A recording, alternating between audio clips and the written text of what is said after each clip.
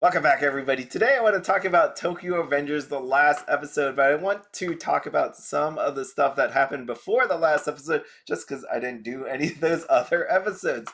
So it was really cool. I really enjoyed Tokyo Avengers. I thought this season was really great. I think it's one of those ones where it sucks for the people that dropped out after the second season because season three to me felt a lot like season one and totally kept me engaged. It was one of those really, I would say, fun ones. I guess if you were one of the characters in it, you probably didn't have a lot of fun.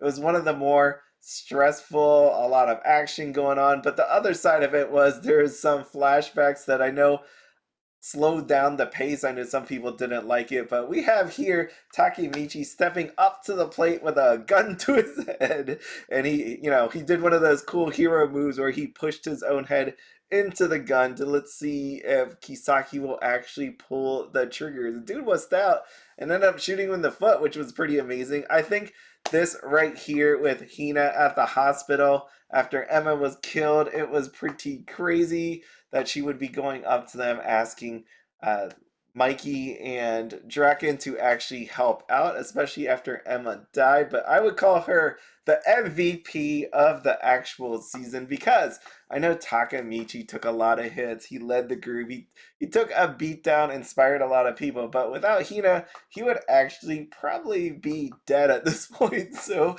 without that actually occurring, he would be dead. So Takemichi would be like your second place MVP, Hina number one in my book.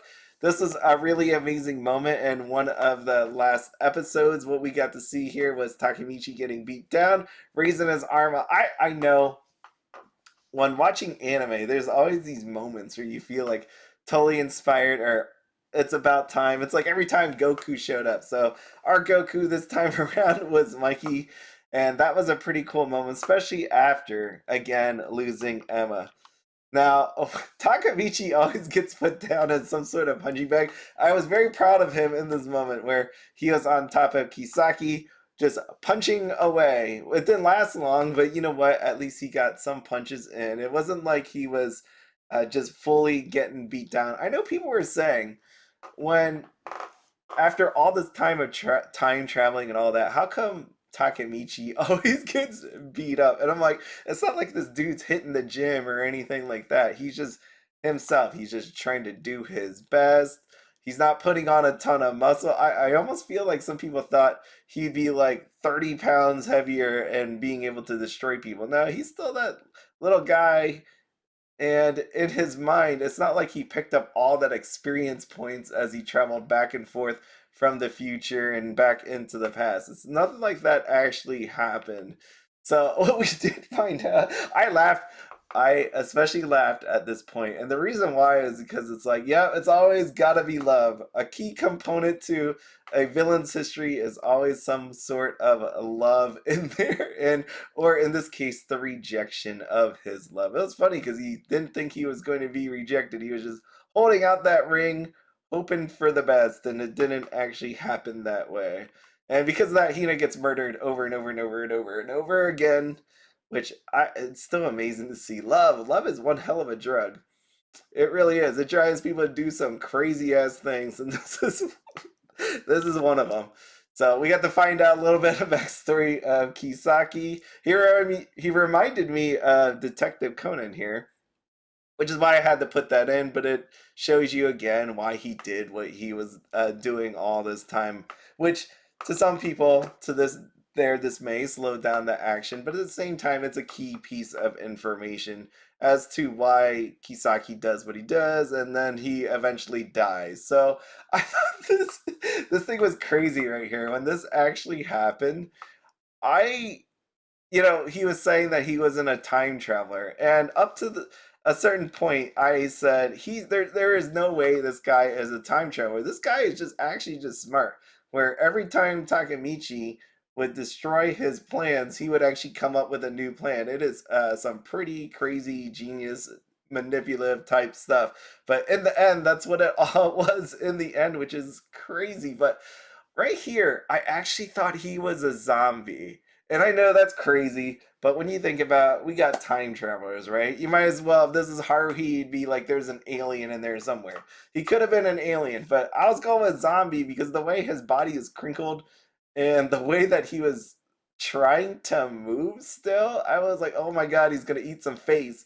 But that is not what actually occurred here. He eventually, I mean, that is some gnarly injuries right there. The fact that he was still able to move a little bit, is pretty impressive until he actually died.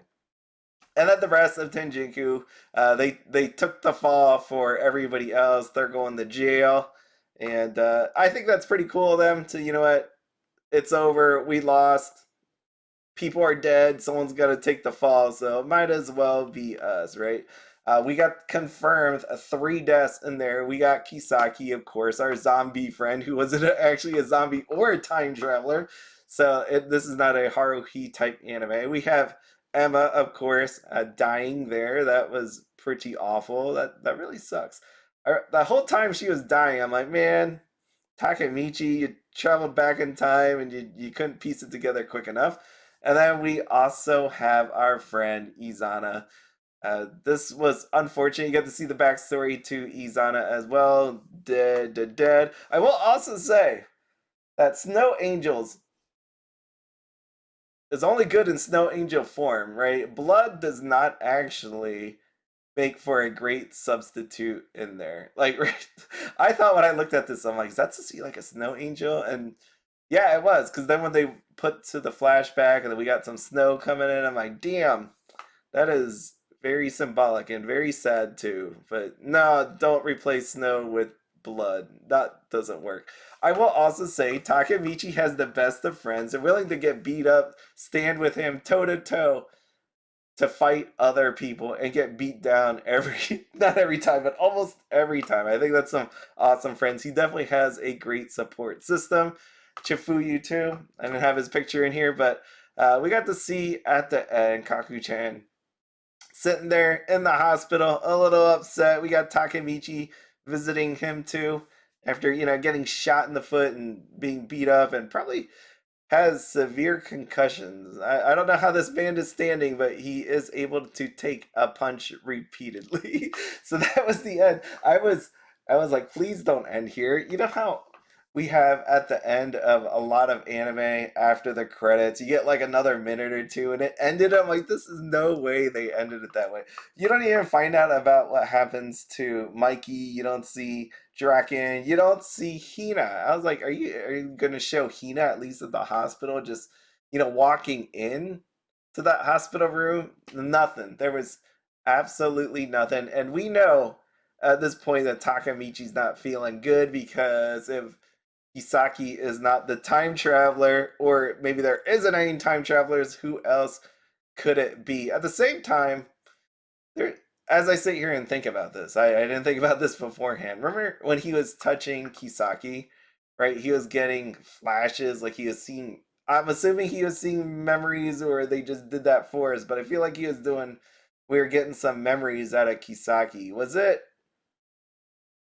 there some kind of power telepathic link between them? Is there something else going on here? I'm like, the only other viable person that could be, you know, a time traveler, I think, would be Hanma. Hanma was always with Kisaki, right? Not always, but for a good part of what was actually happening here, we have Hanma here, and I'm like, maybe that's it. I guess it could just be some random person. Do you ever watch one of those criminal shows? And I'm not talking about like a real legit one. I'm talking about just like the fictional type one, like CSI or Criminal Minds or something. And they show you the whole time during out the episode, they're trying to figure out who did it.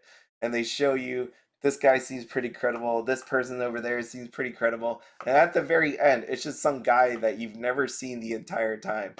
And that doesn't happen very often, but I'm hoping Tokyo Revengers doesn't go that direction where we didn't know who it was going to be and it's just some random person. I hope it's one of the characters that we've seen up to this point, and they do that thing where they zoom in on him in the background. He's like in the background of every one of those different plots or situations. I forget what they call them, like incidents all these different incidents that happen. I hope that's where it goes. But I have read none of the books. I know people just said the ending kind of sucks, which I'm hoping it doesn't. I think I love shows when they come to a nice little conclusion. So if you want to have Takemichi do that, fine. But I want to see him with at least Hina standing there with them, maybe holding some hands, leaving the viewers just a little bit of a hint of happiness that it'll all be okay. But we got none of that. So hopefully there's a new season announced. I didn't see anything, but I didn't try to check too hard either. Hopefully there is something else. But let me know your thoughts down below. Please no spoilers about the future. I had a lot of fun with this. I think I gave it on my anime list an 8 out of 10. And the reason why I did that, there was just a lot of flashbacks going on. I enjoyed everything else about that. The pacing wise was okay for me. Anime was okay.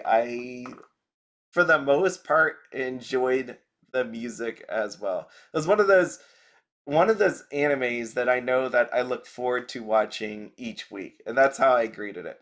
So let me know your thoughts down below. As always, have fun, watch some anime, and be happy.